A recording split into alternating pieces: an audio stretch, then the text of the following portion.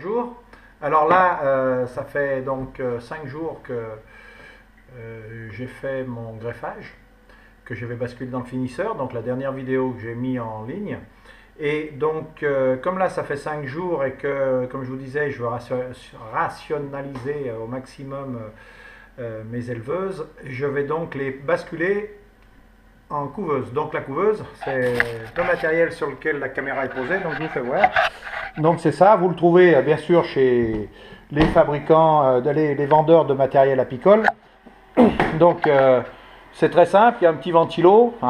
Donc ici elle vient d'être mise en route, elle va monter à 35 degrés exactement et après elle va se stabiliser. Il faut toujours avoir ces deux petites gamelles avec de l'eau, c'est obligatoire, c'est pour l'hygrométrie. Alors après, il vous donne des petites baguettes de bois qui sont comme celle-là. Alors donc, qui s'emboîtent là-dessus, comme ça, là, voilà, tout simplement. Et moi, ce que j'ai fait, c'est que ces baguettes, je leur ai lissé des... Vous savez, c'est les chapeaux des bigoudis, d'accord? Donc, je leur ai mis des chapeaux de bigoudis les uns à côté des autres. Et ce qui fait qu'après, vous emboîtez, le téléphone se met à sonner, vous emboîtez les bigoudis dessus, comme cela. Et ensuite, quand vous récupérez les cellules de votre barrette, vous les emboîtez dedans, ce qui fait que les reines, quand elles naissent encagées. Voilà. Alors, moi, je ne vais pas faire comme ça, parce que moi, je ne vais pas les faire naître en couveuse. J'aime pas parce que le taux de réussite derrière est très faible. Moi systématiquement je les introduis à 10 jours dans mes essaims et elles naissent dans les essaims et comme ça le taux d'acceptation est maximum, quoi. Donc moi ce que je vais faire, c'est que ma barrette, je vais la poser sur ces deux petites barrettes. C'est celles qui nous filment et je les ai mis, au lieu de les mettre à plat, je les mets sur le champ, ça me les soulève de là et puis ça elles sont moins larges et comme ça je mets mes barrettes là. Et dans 5 jours, puisque elles seront à 10 jours dans 5 jours, d'accord, donc je les enlève et puis j'irai les introduire dans les essaims. Vous voyez, ça se tire même comme cela, donc on est plus à l'aise pour travailler. Voilà, tout simplement. Le seul truc, les aimants, il y en a un je m'envoie vraiment pour ouvrir cette porte à chaque fois, mais bon, voilà. Donc avec une lampe qui s'allume, qui s'éteint, voilà, qui permet de savoir ce qu'il y a dedans. Bon, ensuite, comme je vous ai dit l'autre fois, alors, je vais préparer mes barrettes. Alors voilà, quand je vous disais que j'avais ce qu'il fallait pour le faire, moi j'achète ça comme ça, les sacs de cupules, je les achète comme ça, ce qui fait que je ne vais pas m'amuser à graboter des cupules pour essayer d'enlever la cire qu'il y a dedans. Il y en a, vous voyez, ils les récupèrent comme ça, et puis ils enlèvent toute la cire qui est dedans. Mais moi ça c'est mon sac poubelle, donc pour pas qu'elles traînent dans les ruchers, je les remets dans un sac, et puis après je les fous à la poubelle, quoi. Voilà. Donc bon, je vais préparer mes barrettes, et après, on ira voir si mon greffage a réussi. Alors, chose que je vous ai pas fait voir dans la vidéo, parce que j'étais pas trop fier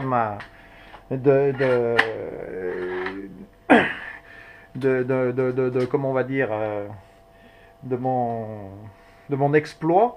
J'avais mis des barrettes, donc l'épaisseur de la barrette ici là, j'en ai que j'avais fabriqué moi et qui sont beaucoup plus fines et donc elles ne tenaient pas dans l'encoche ici du cadre, ce qui fait que quand j'ai secoué légèrement pour regarder si elles avaient été acceptées, il y a une barrette qui est tombée. Donc je ne sais pas du tout ce qu'elles vont avoir accepté. Je sais que c'est la barrette du milieu sur le cadre et je ne sais pas du tout ce qu'elles vont avoir accepté ou pas, donc ça va être la surprise aussi. Donc là il est 7h30, donc il faut que je me bouge un peu, mais j'aime bien le faire le soir parce que comme ça il ne souffre pas de la chaleur. Comme ça moi demain à 11h je le rebascule dans le finisseur et il n'aura pas souffert de la chaleur. Voilà. Et je vous ferai voir une autre manière de faire un starter finisseur, on va dire. C'est un système avec un tiroir, il faudrait que je vous retrouve le nom, je n'ai même plus le nom en tête. C'est un tiroir qu'on glisse, un contreplaqué qu'on glisse entre les deux ruches, donc ça isole les deux ruches. Donc celle du haut se retrouve donc orpheline, il n'y a plus le contact avec la reine qui est en bas. Mais par contre le taux d'acceptation il est moins élevé puisque je sais que j'ai mis deux barrettes seulement, qui font 30 cellules. et j'en avais que 21 d'acceptés. Donc le taux est beaucoup moins bon. On verra, on verra. Je ne vais pas recontrôler celle qu'on a fait ensemble l'autre fois, mais je sais que celle-là, elle en a que 21 de réussi, mais je vous ferai voir quand même comment on fait. Bon, je vous fais voir quand même un petit peu, vite fait, comment on met les porte-cupules. Hein. Le porte-cupule, donc c'est un matériel plastique. C'est le support de la cupule, quoi. Hein, bon, moi je le mets pour pas qu'il dépasse. Il y en a qui le mettent en travers comme cela. Moi je fais en sorte qu'il dépasse pas parce que quand là en ce moment là que ça donne beaucoup, qu'elle gonfle un peu les cordes, ça peut déchirer le miel de chaque côté, ça coule de partout. Donc je les mets de biais comme cela, quoi. Hein, voilà, ouais, il faudrait que je sois devant la caméra, ça irait quand même mieux. Hein, d'accord, donc au lieu de les mettre, donc comme je disais, j'avais commencé à dire perpendiculaire comme ça, hein, parce que c'est ce que je vous dis là, ça arrache ça peut arracher les cadres, le miel qui est sur les cadres. Donc je les mets tous comme ça, d'accord. Donc ils sont, voilà, je les mets comme cela et ainsi de suite. Donc voilà.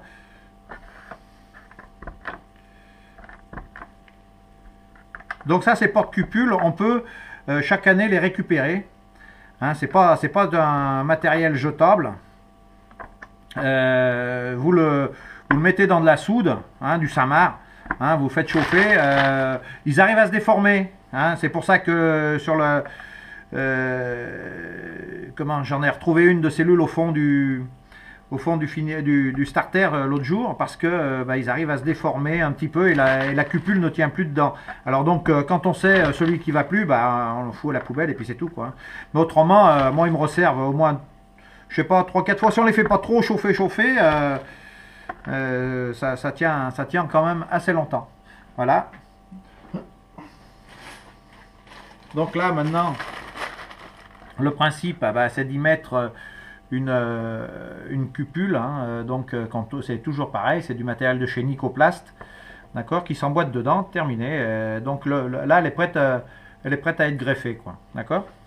Donc vous voyez, ça va, c'est quand même assez rapide que de préparer ces barrettes. Voilà.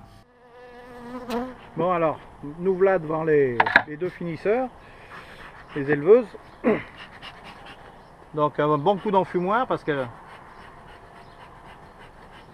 ça a tendance à être un peu agressif parce que bien sûr on les brasse un peu violemment, alors donc vaut mieux être prudent. D'accord. Donc je sais pas si on voit, mais il y a déjà bien du monde, il y en a déjà plein de nourrisseurs là. D'accord. Donc on va bien enfumer.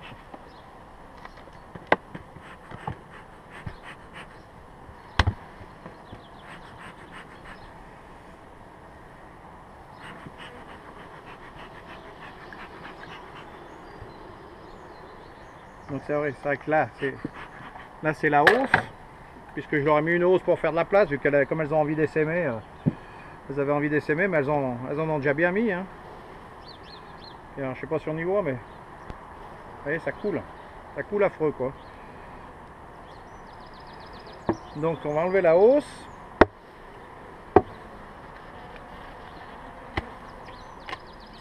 Alors quand oh purée, bah oui, elle est déjà lourde. Quand ça donne comme ça, le problème qu'on peut rencontrer, c'est qu'elles bâtissent entre les cellules. Mais bon, c'est pas très grave, puisque avec un coup de couteau ou de lève-côte, ça s'en va. Donc faut pas se formaliser. Alors, on va voir ce que ça donne. Et ben, même celle qui est tombée, je vais vous dire qu'elle n'est pas... Voilà, d'accord. Donc on fait sur la première barrette, je pense qu'on les voit, 1, 2, 3, 4, 5, 6, 7, 8, 9, 10, 11, 12 sur 15. Celle qui est tombée, ça en fait 2, 4, 5, 6, 7, 8, 9, 10, 11, 12, 13, 14. 14 alors qu'elle est tombée par terre. Et celle d'en bas, 1, 2, 3, 4, 5, 6, 7, 8, 9, 10, 11. Voilà. Donc ça fait ça peut être mieux, mais bon, c'est déjà une jolie moyenne, quoi. Donc un petit coup de balayette pour pas emmener les abeilles à la miellerie, parce que alors ça galère après. Hein?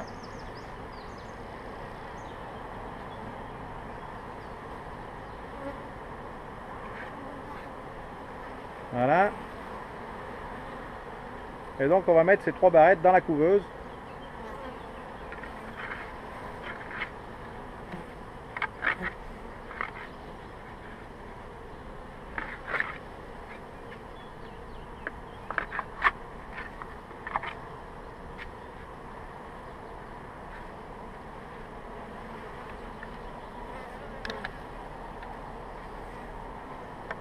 Voilà. Donc pour l'instant, je vais y poser un endroit sûr pour pas y faire tomber, parce que c'est ma spécialité.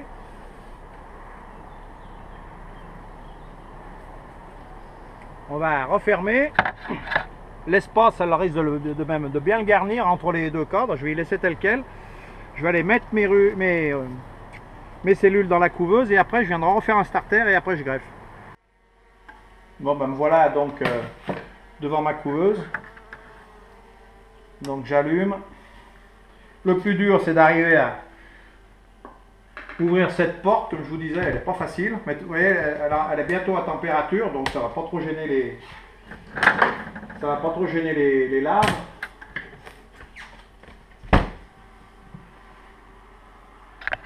Voilà. Donc je me mets sur la porte.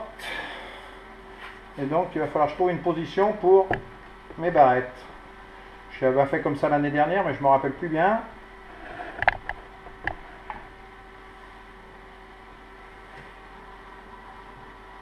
Ainsi voilà. Vous voyez, donc on peut voir qu'elle rentre tip top de chaque côté, quoi. D'accord?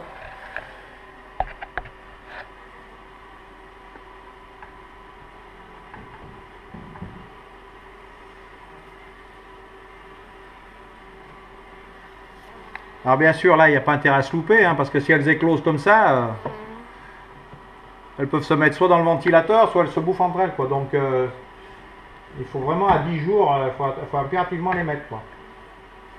Voilà, voilà.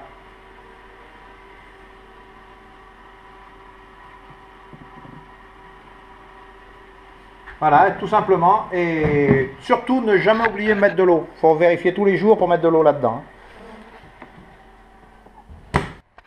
Oui, donc vous avez pu constater, ça fait à peu près 37, je ne sais plus exactement, mais ça fait environ 37 cellules de disponibles sur un greffage. Mais bon, sur 2 barrettes, on en est à 26, alors que le deuxième principe que je vous expliquais, qui est beaucoup moins fiable, j'en ai que 21. Alors le principe, c'est celui-là. Je vais vous faire voir comment ça se passe. On va y mettre un petit coup d'enfumoir avant qu'elle nous saute dessus.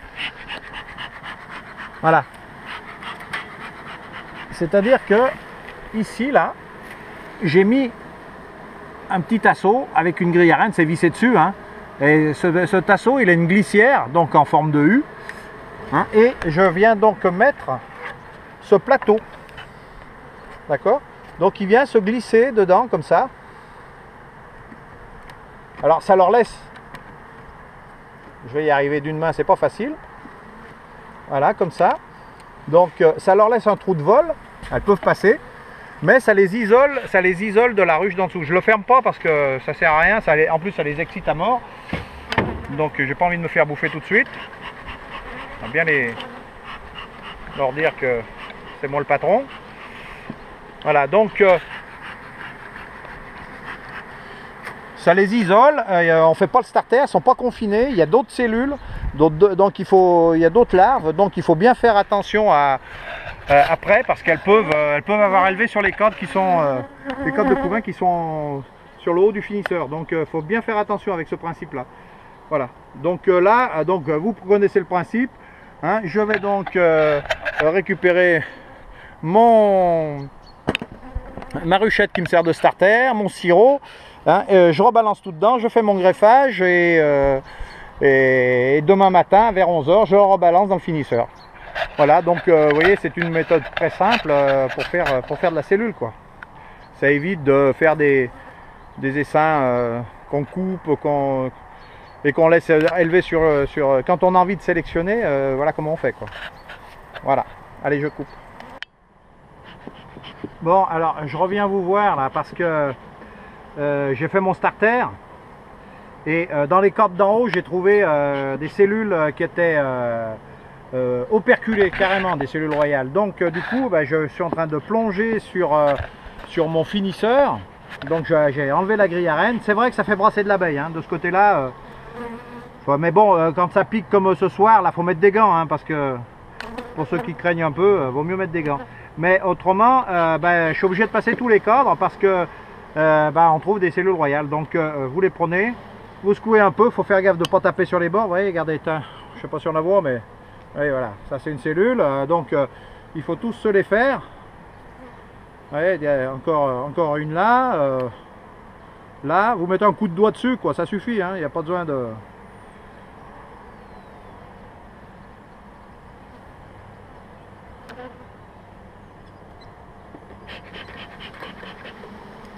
Et puis je vais, donc du coup, comme elle était partitionnée en bas, je vais lui rajouter une gaufre, ça les occupera. Mais vous voyez, regardez, c'est ben, temps d'y regarder, ça peut... Après-demain, ça peut être dehors, ça, vous voyez. Vous voyez, il y en a encore là, vous voyez. Donc ici, là. Donc si on ne se coupe pas le cadre, on en loupe, hein. Il faut à tout prix qu'il n'y ait plus d'abeilles. Vous voyez, regardez, il y en a deux partout, hein. Ça c'est bonjour le colza. Merci le colza, merci le pissenlit. Parce que là, les deux sont en fleurs en même temps. Le prunelier dans les haies, hein, ou l'aubépine plutôt. En ce moment, c'est la guerre. Et moi, il n'y a que 2 ans que je vis ça. Vous voyez, regardez les cellules. Il n'y a que 2 ans que je vis ça, puisqu'avant, j'hivernais sur Salon de Provence. Et au printemps, là-bas, il n'y a rien qui se passe, quoi. Vous voyez, il y en a 2 partout, hein. Bon, il y en a qui mangent la gelée royale, mais j'ai pas le temps, hein.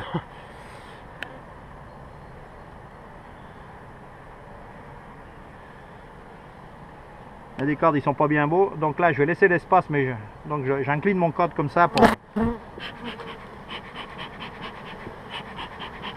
Alors aussi, une chose que je me suis aperçu là, comme là, elle avait une hausse, donc j'ai mis les abeilles de la hausse et les abeilles du finisseur dans le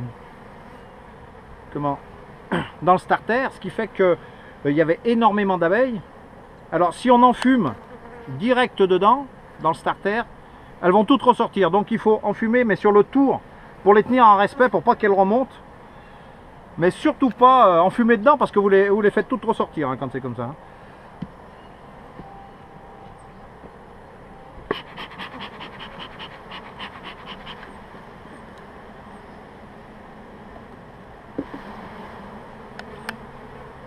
Et joli cadre de couvain, hein, quand même. Mais là, de ce côté, c'est moins beau, vous voyez, regardez. 1, 2, 3, 4, là en bas, vous voyez. Regardez, demain, elles sont operculées, ces cellules. Là, regardez, ça, elles sont déjà operculées. Donc, elle aurait pu partir demain, celle-là, vous voyez. Vous voyez, tout ça, là.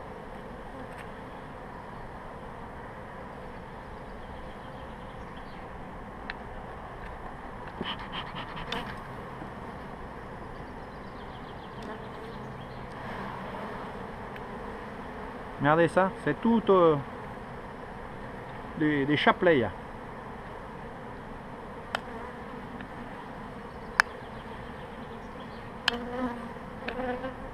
Faut bien penser qu'une ruche, bon là c'est une éleveuse, mais malgré tout, quand on veut produire du miel, putain, j'ai une piqûre. Quand on veut produire du miel, une ruche qui essaime ne produit pas, hein. Faut bien y penser à ça. Alors donc, soit on les purge un coup, comme on dit, c'est-à-dire moi en ce moment là sur mes ruchers de production, je enlève 2 couvains, celles qui sont dans cet état là. Du moins dans cet état j'en ai pas trop trouvé, j'en ai trouvé qu'une seule hier qui était aussi brûlante que celle-là, mais autrement. Et puis bien regarder le cadre de rive aussi, hein, parce que des fois elles viennent en planquer sur le cadre de rive, hein. Soit disant qu'il n'y a pas de couvain, mais bien souvent il n'y a pas de couvain, mais il y a une cellule. Donc ouais, si on veut, sur les cadres, les ruchers de production, je leur enlève 2 cadres de couvain et une provision. Et ça les calme quand même pas mal. Parce que bon, moi je cherche pas à faire essentiellement du colza, pourvu que moi elles soient d'attaque pour l'acacia. Hein, le peu de colza que je ferai me suffira toujours assez. Voilà, et donc là au milieu je vais foutre cette gaufre. Alors à ne pas faire en théorie, mais là elle est tellement balèze que demain ça va même plus se connaître. Hein, d'accord. Mais normalement, vous le mettez, là je vous fais voir ce qu'il ne faut pas faire là. Il vaut mieux le mettre entre le pollen et le couvain, hein, le cadre de gaufre. Hein. D'accord. Donc là on remet la grille et on rebalance tout le reste. Alors c'est vrai que ça fait de la manute hein, parce que c'est lourd. C'est lourd.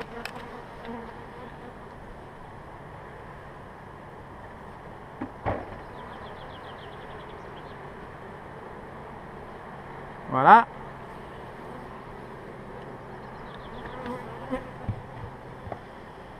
Le nourrisseur, et là, comme je vous ai dit l'autre fois, on n'y touche plus avant demain soir.